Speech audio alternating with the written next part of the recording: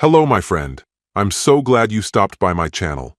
If you're here for the first time, don't forget to subscribe and share this video with your friends or family. It really helps my channel a lot. Please tell me in which city or country you watch this video. I value every one of your comments. So, let's get started.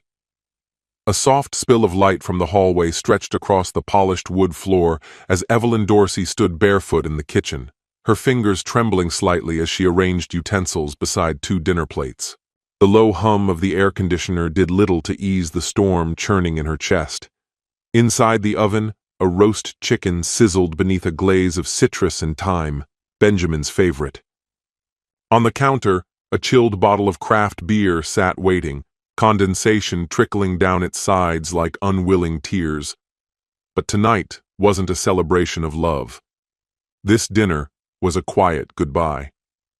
She smoothed her hand down the sleek navy fabric of her dress, the one that hugged her curves and dipped just enough at the neckline to distract from the tension in the room. Her hair fell in gentle curls, lips glossed with a hint of pink, and the flicker of a single candle sent a blend of cinnamon and wood smoke into the air. On the outside, it looked like seduction. But beneath the surface, Evelyn's pulse beat with muted defiance.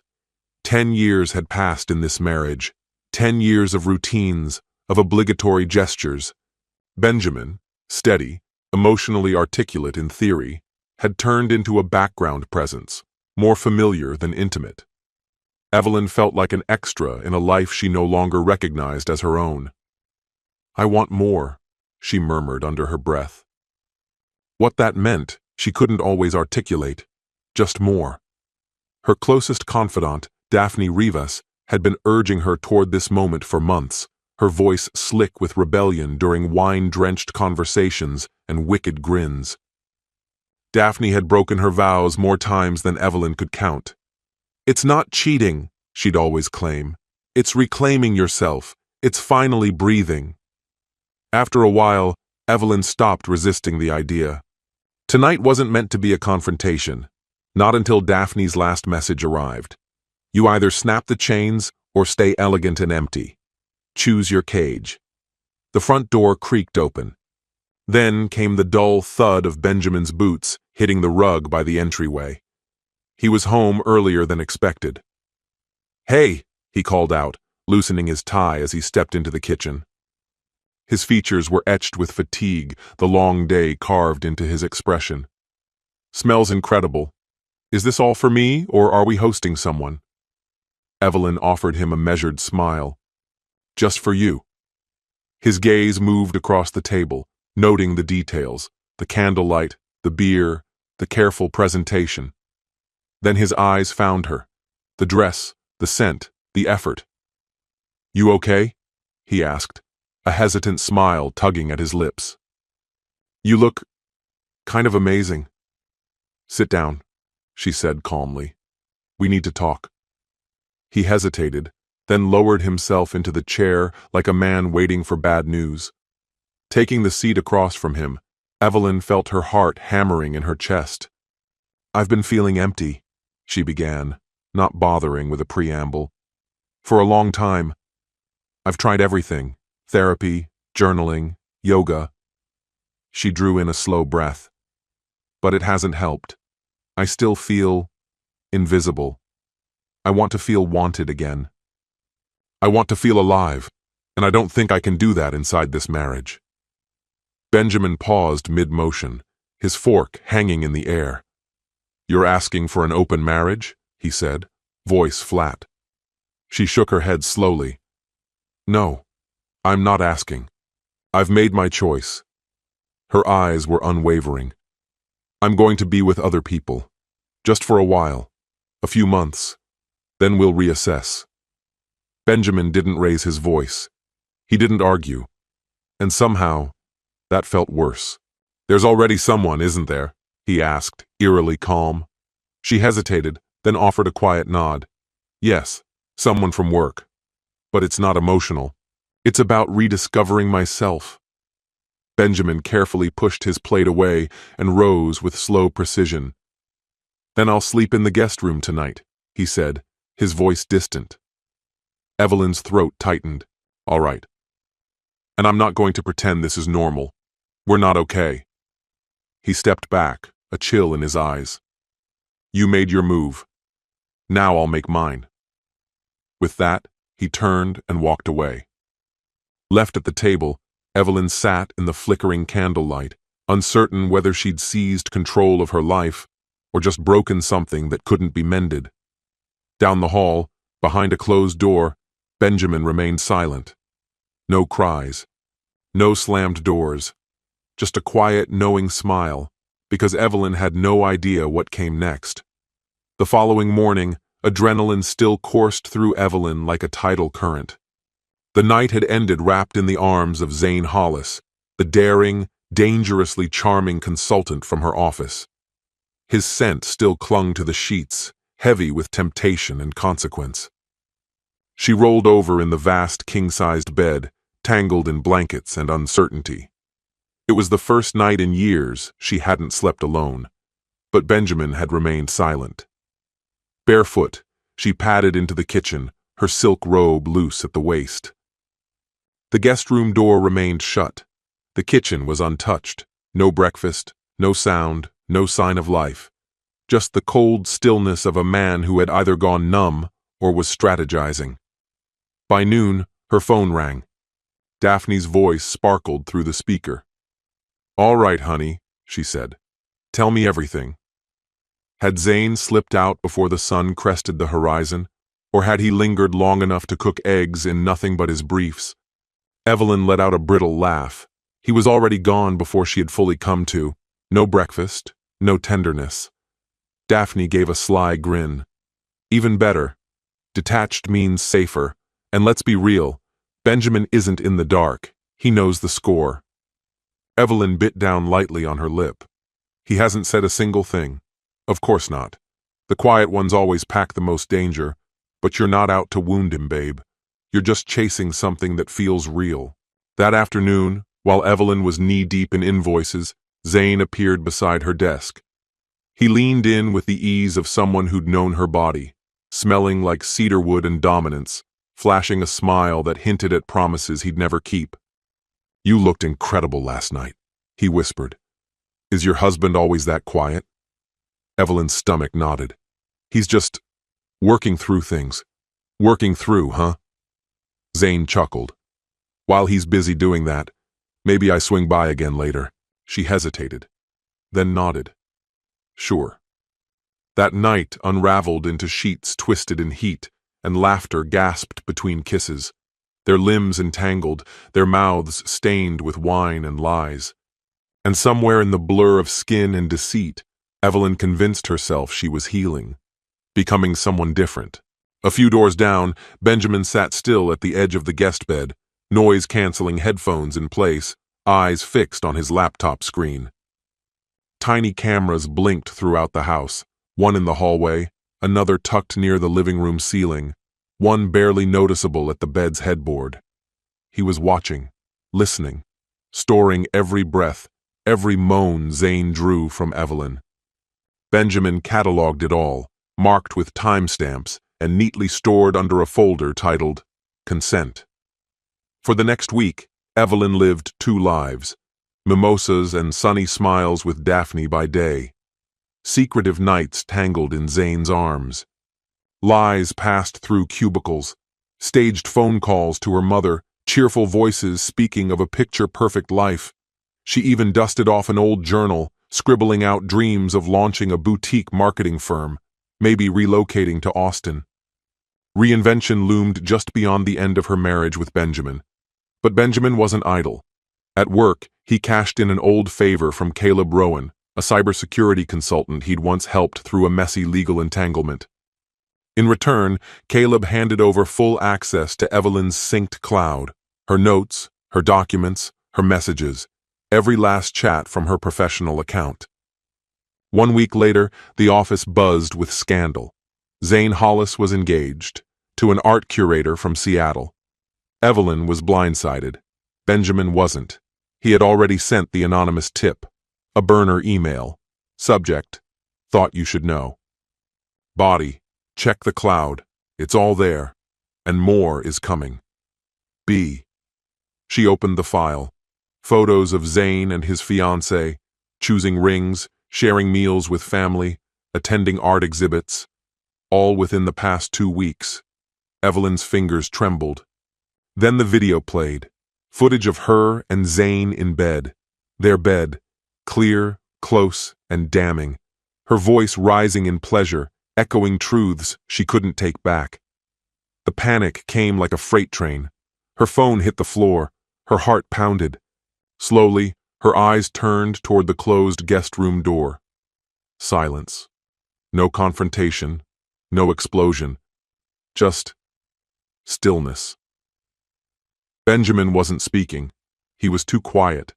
And in that void, something shifted in her. He wasn't devastated. He wasn't clinging. He was watching her unravel and documenting every heartbeat of the collapse. This wasn't heartbreak. It was strategy. She collapsed to the bathroom tiles, breath shallow, eyes wild. The shower ran overhead, but it couldn't drown out the storm tearing through her mind. She kept replaying it. Check the cloud. It's all there. And what's coming next? She hadn't noticed Benjamin leave that morning, but she knew he had. His boots were gone. The truck wasn't in the driveway. No farewell, no confrontation, just absence. And that silence? It was more terrifying than fury. That evening, Daphne shoved the front door open without knocking, heels hammering the floor like gunshots. "Evelyn!" she barked, slamming it behind her. My department got an unmarked envelope. Screenshots, email chains, message logs. Half of it's me and Leo. The rest is you and Zane. The entire office is talking. Everyone knows. Evelyn stood there, hollowed out and speechless. It's Benjamin. He's the one leaking it. Bit by bit. On purpose. Daphne's expression drained of color. "How much does he have?" Evelyn whispered. "Everything." Daphne sank onto the couch, her hands visibly shaking. Leo's wife showed up at my house, with her attorney, screaming, threatening lawsuits. Evelyn pressed her fingertips to her temple, trembling. Zane was taken, engaged. I hadn't the slightest idea. Daphne scoffed, exasperated. Of course he was. Men like that never carry warning labels. Her tone sharpened like a knife. They come gift-wrapped in charm. Her face hardened. Her words hit with precision. "This was supposed to be empowering," Evelyn said, jaw clenched. "Not career-ending. You said it would help my marriage." Daphne's answer landed like a blow. "You made the call. I didn't shove you into Zane's bed." Evelyn opened her mouth to argue, but her phone lit up. A new message. Unknown number. HR has been notified. An internal review is in progress. We advise seeking legal counsel. Her stomach lurched. "They're coming for my job," she breathed. Daphne let out a dry, mirthless laugh. "Welcome to the fallout." The following morning, as Evelyn entered the office lobby, eyes locked onto her like lasers. Murmurs drifted from workstation to workstation, as intangible as smoke in sunlight. Her login credentials? Revoked. Her employee badge? Useless. Before she could even approach her desk, 2 security guards intercepted her. No words were spoken as they escorted her outside. Standing on the front steps, her phone rang. Gabrielle Houston, her manager. "I can't cover for you," Gabrielle said, voice tight. "There's surveillance, Evelyn, video, audio, from inside your home. Multiple recordings, during work hours, on company property. The board is furious." Evelyn wept. She pleaded. She begged. None of it mattered. By the end of the week, both she and Daphne were suspended. Zane Hollis released a flawlessly crafted public statement, positioning himself as the misled victim, emotionally used. His fiancée walked out anyway. But Evelyn? She was left exposed. And Benjamin? He vanished. No dramatic exit, no confrontations, no final message, just silence and small strategic strikes. A leaked message here, a whispered rumor there. The quiet, meticulous unraveling only a man with a plan could execute.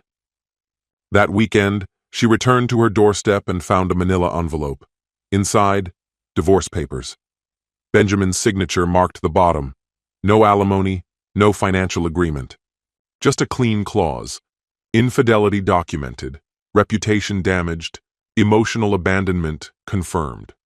Her lawyer didn't sugarcoat it. He's building a rock-solid case. He's got everything he needs. Evelyn collapsed inward, hollowed by the truth. And Benjamin? He thrived. Back to his morning workouts. First in the office. Always groomed. Always calm. Co-workers noticed his serenity. Neighbors commented on his polite demeanor. Because vengeance doesn't shout. It doesn't throw fits. It strategizes. It waits. It was Benjamin Dorsey. And Evelyn, who once believed she was in control, had become just another cautionary tale. The courtroom smelled like stale coffee and damp paper. Evelyn sat stiffly at the defense table, drowning in a blazer Daphne had scrounged up from deep in her closet, one from before Evelyn's reinvention.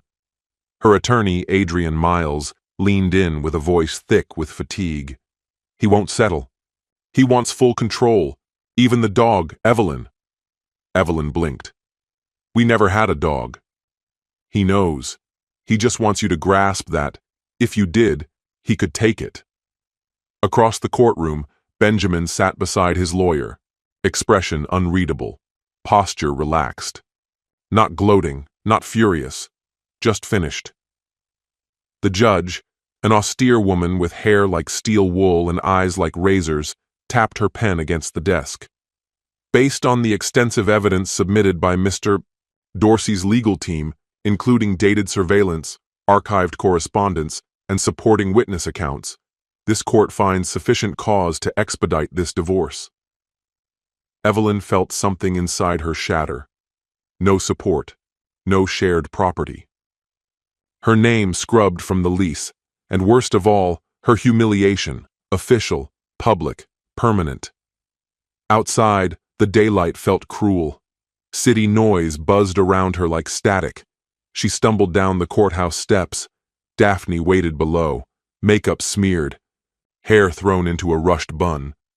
I got fired, she said, voice flat. Leo's suing me, says I destroyed his marriage. My landlord's kicking me out.